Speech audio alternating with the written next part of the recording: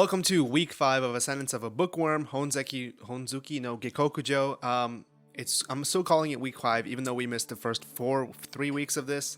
This is technically week 2, but I'm calling it week 5 of Ascendance of a Bookworm, the show about a girl who's been transported to an alternate world, and all she wants to do is make books, even though she would probably be better spending her time making antibiotics. The opposite of Dr. Stone, more or less. Okay. So last week was all about clay tablets.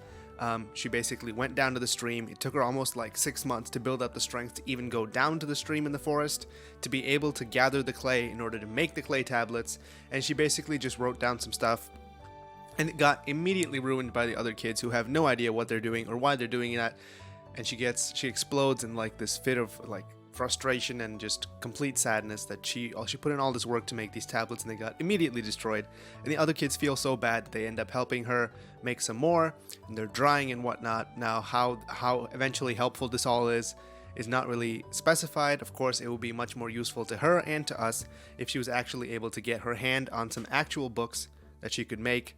That would be way better, but obviously that's not going to happen anytime soon, given that she's a 5-year-old. I'm waiting for that time skip. Any minute now, we could get a time skip. Okay. Without any further ado, let's begin episode 5.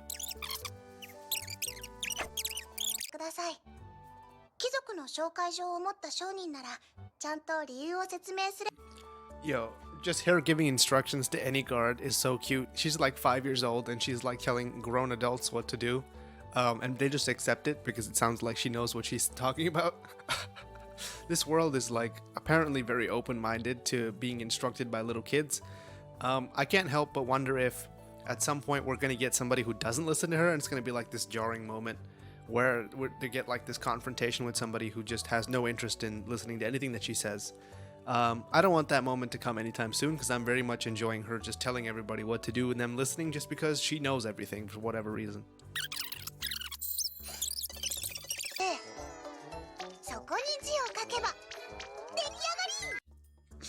She gets a knife and the first thing she thinks is, how can I apply this to the art of bookmaking? There's no like, oh, this would be useful for like collecting firewood. She just jumps immediately to anything related to bookmaking. It's kind of nuts, and it's just the most endearing thing ever.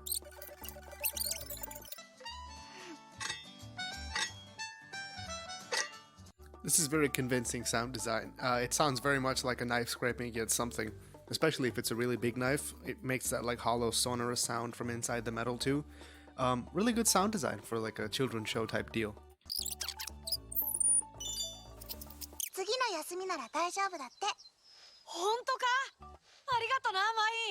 Okay, this is not really a place to talk about this, but I don't know what else place to talk about this, but the pacing of this show is just so well done, and like they go from minute to minute, and we get all the little like important beats of every day that she has, without feeling like we're being stuck in any one place for too long.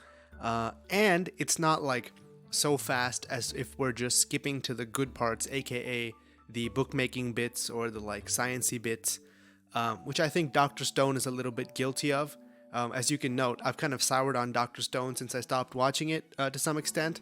And just looking back, it feels like they were really like, this is a problem I think with a lot of manga these days, is the way that Jump does its polls and everything. A lot of series get cancelled very quickly, so they find that they have to like front load the book with a lot of action. I think this is the reason why they introduced Tsukasa in episode 2 of the anime, and also in chapter 2 of the manga, which is kind of nuts since we don't see him for like ages and ages after that. But I think that's a reason why it has a lot of pacing issues for me. But this show is like very content to just go along her life, and then along the way we see science happen, which I think is a more natural and more organic way for it to happen at all. It's not like you spend every second of your life thinking about science. It's that when you encounter a problem, you solve it with science, or whatever it may be. Like in her case, she has a lot of knowledge about various things, and she's able to implement them as the need arises. She doesn't proactively just go and make stuff and then just force it on people. She like when the hair ornament was required, she found a way to make one.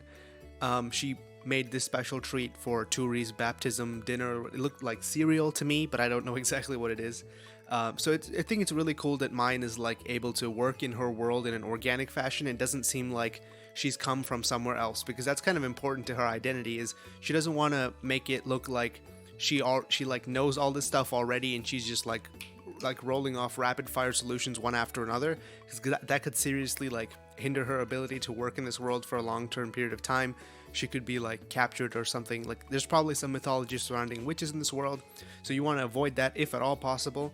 So just her being able to come up with solutions as the need arises instead of proactively going out and looking for them, as well as the way that the show just tackles like a few days at a time, make it really feel like we're being immersed in the world, without it just feeling like we're here to see some cool action science scenes. I think I don't want to crap on Dr. Stone too much, but that's the contrast between this show and that show for me.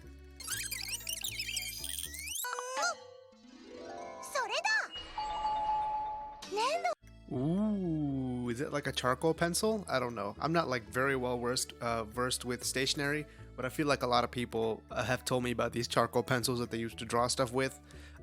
What else is charcoal pencil made out of if not like charcoal of some kind? So let's see what she comes up with.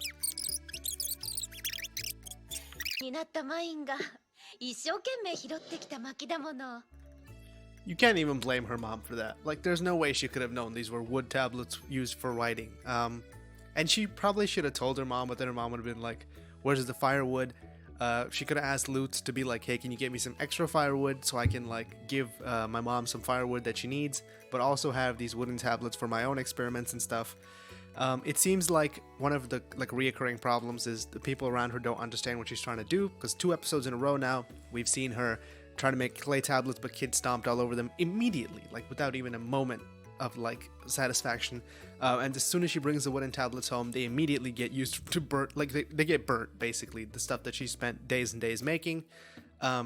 And every time she's glowed and her eyes have turned into a rainbow. When I first saw it, I thought, are we going to get some kind of like Code Geass type Emperor Eye type deal where she gets all like superpowers or something? I think that's going to happen. Rule of 3 may happen in the next episode, when this is probably going to happen again. But it could happen this episode too. That being said, I've not read the light novels or the manga or anything, so I have no clue what the power is going to be. But it would be really cool if it was something that was like not really useful directly, but if it was indirectly really useful, like one of those kind of weird quirks that you would see in like Darker Than Black or something.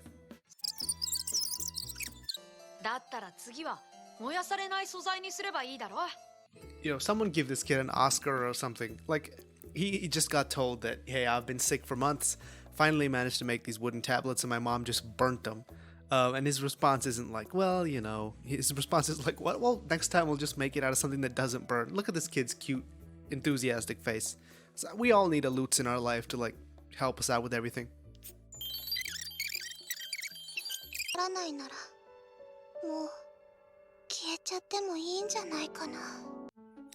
So this is what I wanted to comment on before, is that very much this story feels like a period story of the time. Like, even if mine wasn't from a different world, if she was just of that time trying to make something. If you've ever read like Pride and Prejudice, any of those kind of like period era, maybe not Pride and Prejudice because that's very like privileged look at things, but if you've read Oliver Twist or any of those period piece type dealies like in the 1800s, there's a sense of like striving and despair just built into everything, which is that no matter how hard you try, like the things are set in the way that they already are. Not much is really going to change.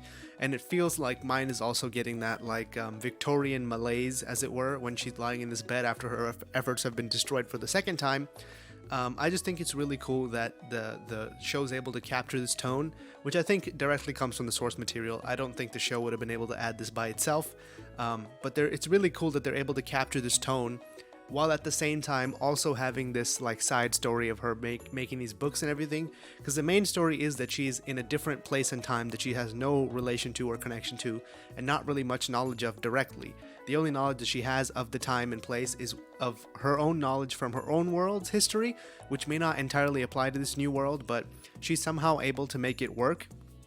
But even if she tries her best, there are times when it's just not enough, and of course you have to despair and fall sick. Now, I mentioned in an earlier episode that the characteristic of her being ill all the time was just one of those things that happen to people, and generally those people were like left to do their own devices, and they became like artists and poets and things like that. It very much feels like this is her story as well, but for example, if you read like Charlotte Perkins' Yellow Wallpaper or something, there's a lot of like just like self-doubt and mental illness built into that narrative as well. So it's not just like a straight up happy one ever, because nothing was really ever happy in those days, neither as it is in these days. But I think it's really cool that they're touching on that with her being, even though she's only 6 years old, she's completely bedridden for like long periods of time, which can lead you to have, you know, bad thoughts about a lot of stuff. So I'm very happy that they're touching on that as well, and we still don't know what all this glowing is about, so I hope we find that out soon.